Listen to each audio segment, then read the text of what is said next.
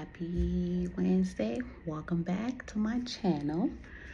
Don't forget to subscribe, comment, and share. Anyway, so today will be episode 2 for the YouTube series that I'm going to be talking about on holding space. So today's episode basically it's a light conversation. It's about having light conversations with your friends, your colleagues, the loved ones, your lovers, just the people that make you feel seen and safe. Once again, welcome back to Holding Space. I'm truly grateful and so glad you're here today. Today's conversation is about something simple but powerful, light conversations in real life. Real life. We live in a world where everything feels so heavy, so intense,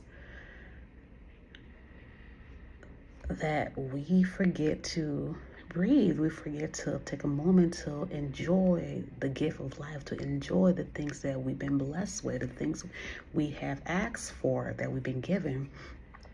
But basically, we are in, especially the time we're in right now, it is so crucial. Everything just seems so heavy. So heavy.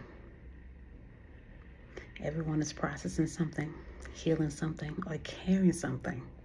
We all are carrying a weight that our heart can take, our body can handle, our mind can't hold, our spirit just feel broken. And why death matters, I also believe the lightness has its place too. So through all the busyness, through all the craziness, through all the heaviness, there has to be a moment for lightness, where we feel lighter, where we feel whole, where we feel not small, but just feel warmth in a space that we know we're safe, that we don't have to carry the problem of the world on our shoulders, that we don't have to take it all or wear it all, but just know that today is going to be a light day, because we choose to have it be a light day. Light conversations aren't shadow. They aren't what help. They are often what help us breathe. They are the moments where we laugh, pause, and remember that joy still exists, even in the middle of responsibility and stress. Sometimes the most healing thing isn't digging deeper, it's resting. When you find your mind is so cluttered, that you're so stressed, that you can focus, you can concentrate, you can think straight. Sometimes all you need to do is not to think about the next thing to do. It's just to take a moment, a breather, maybe put a light music on, grab a cup of tea, a coffee, whatever it is, latte, whatever it is you do or like that keeps you calm, keeps you grounded.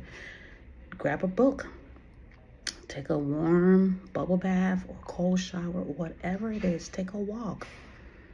Whatever helps keep you settled, keep you light, keep you calm. Turn to that, because that's what's going to be a saving grace in that moment. That's what's going to help you transition, help you feel lighter again. In real life, honestly, doesn't always need explaining. Real life is fun in ordinary moments. The car rides, I love singing in the car and the shower. I love talking to myself in the car. Oh my gosh, it is so therapeutic. I sometimes rehearse conversations when I want to have with people, my spouse, my kids, my friends. I rehearse it alone in the car with no music, just me driving and listening to my thoughts. And sometimes as I listen, I'm like, ooh, I don't think I want to have that conversation that way. But it's so freeing knowing that I have a space where I feel seen, heard, and liked. That ain't no one judging me in that moment. That quiet mornings where you just get up and lay in bed all by yourself, doing absolutely nothing but listen to the thoughts in your head. That laughter that comes out of nowhere. I sometimes have that, especially when I think of something, I'm like, I just chuckle. We don't need to turn every experience into a lesson. We really don't.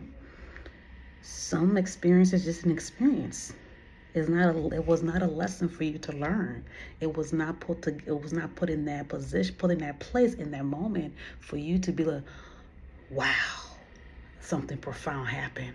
I learned that I can do X, Y, and Z. No, it is not a lesson.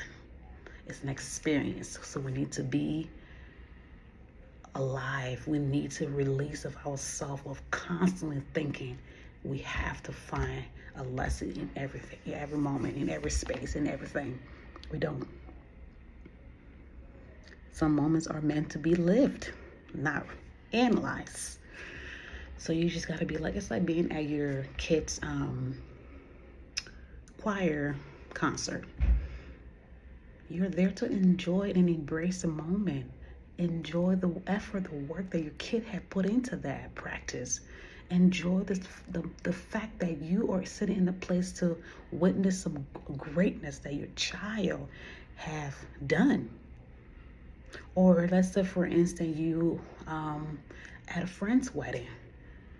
You are not at that place to analyze the catering, to analyze the outfit, to analyze the husband, to analyze what her dress should have looked like, what her hair should have looked like, why, what her makeup should have looked like. It is not your place. You're not there to analyze anything, but to live and experience and enjoy that moment, to be present with the couple and just enjoy whatever there is. Not to analyze what could have, should have been done, but enjoy what was and why you're there. Not every moment require analyzing or overthinking about it. No. Sometimes just be present, relax, and enjoy the moment that you have. Excuse me. There's so much pressure to always be productive, reflective, or growing. But growth also happens when we allow ourselves to just exist. Lightness gives us permission to be human without performing. Oh my gosh. It's like being still. That's why I love that song that said, be still, my Lord. Like just being still. And what does stillness means? What does that mean? Because even myself, I'm still learning what it means to be still, right? So what does stillness means? It means just sitting in a space without overthinking, without overguessing, without analyzing, without trying to do a million things at once, but just being still, being present, being alive, just being there. That's what stillness is. So lightness, just being in that space where we declutter our mind, we let go of any obligations from our life daily duties of being wives, of being a mother, of being a friend, of being a daughter, or being an employee. Just letting go of all of those titles. Because one thing I've learned is that we become so much of the roles that we take on and forget to be us as women, as humans. We forget our identity is only tied to the roles we play in people's life. And sometimes when we're no longer playing those roles, those people don't recognize us. Those people no longer want to associate with us. Those people don't find us worthy enough.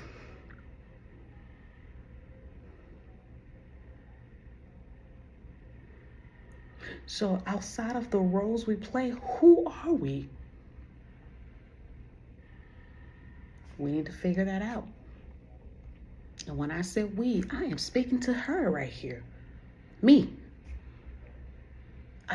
I wear so many titles that I sometimes forget that I'm a woman first.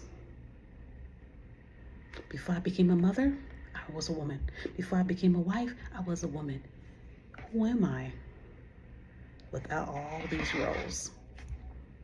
Without being the older sister, without being the older daughter, without being an auntie, without being a mother, without being someone's wife or companion. Who am I? That you will find out with me in future sessions to come. Once again, I'd like to say thank you so much for joining me. Thank you so much for being on this path with me. As you move through your day, I want to invite you to notice one moment that feels light, one moment where you don't need to explain yourself. That moments matter. It could be a moment where you just get home from work, sit on the couch, grab a bite, put a TV on, put your foot up, and just zone the kids out. Or it can be a moment in your car.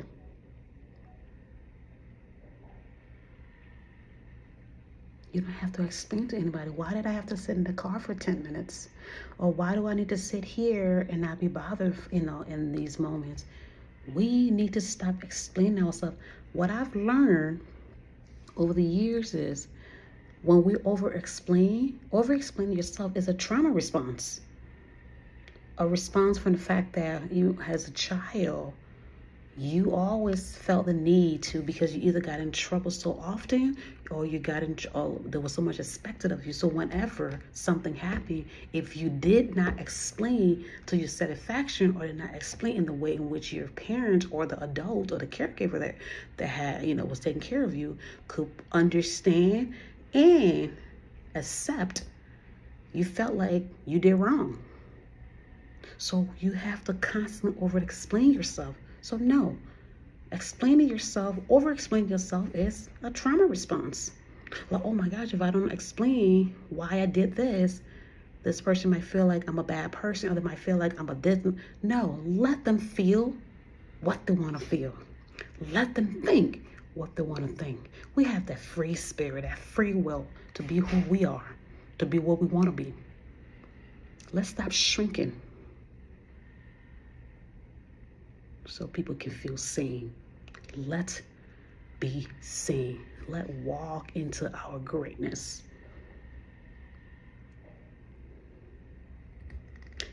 Let's walk into our greatness. Holding Space community. Today I come to you and I say, thank you so graciously for holding space with me. Thank you so much for showing up for yourself each and every day, for being still in moments that people expect you to do otherwise. Even though the world is busy and constantly moving and we have so much going on and happening at once, but taking a moment for yourself, to reflect, to unwind, and know that you are deserving of lightness and peace. So once again, I come to you and say, thank you. And I hope as you move through the rest of your day, stay blessed.